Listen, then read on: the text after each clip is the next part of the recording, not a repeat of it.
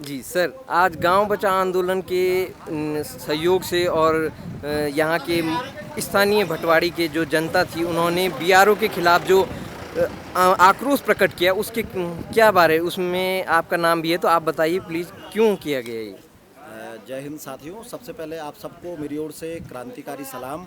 आप लोग अपना कीमती समय निकाल करके यहाँ पर इस मुद्दे को कवर करने के लिए आए। समस्त मीडिया कर्मियों का, समस्त सोशल मीडिया से जुड़े हुए सामाजिक कार्यकर्ताओं का, सामाजिक कर्मियों का, मीडिया कर्मियों का मैं बहुत बहुत धन्यवाद देता हूँ।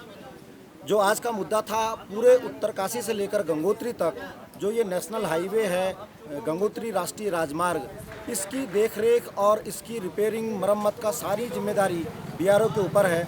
और क्षेत्र में यहाँ पर बीआरओ के द्वारा अपनी मनमानी चलाई जा रही है। और इस क्षेत्र से आपदा स्वयंसेवक राजेश रावत जी के द्वारा एक पहल की गई और सामाजिक कार्यकर्ताओं के द्वारा, क्षेत्र के बुद्धिजीवियों के द्वारा संगठित रूप से एक पहल की गई, जिसमें जन संगठन गांव बचाओ आंदोलन की ओर से मुझे भी शामिल होने का अवसर हुआ।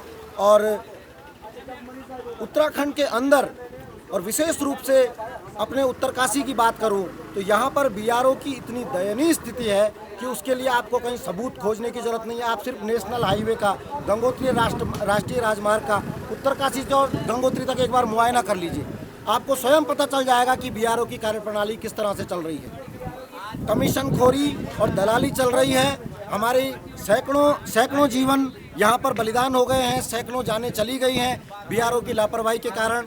यहाँ रोड आए दिन बंद होती रहती है और समय पर बीआरओ के द्वारा नहीं खोली जाती है।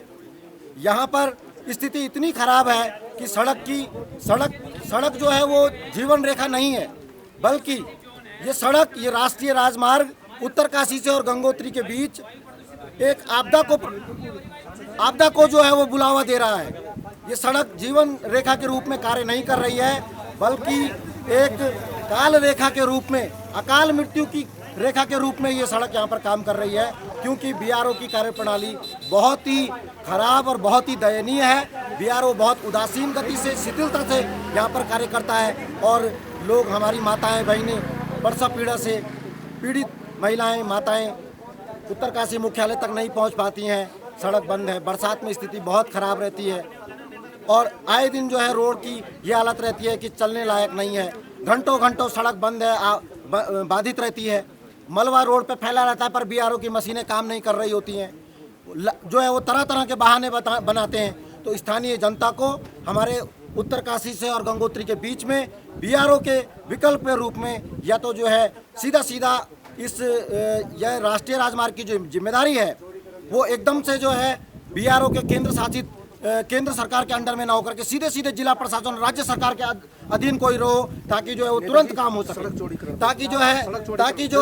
ताकि यहाँ पर हम उस सड़क का आवागमन आसानी से चला सके।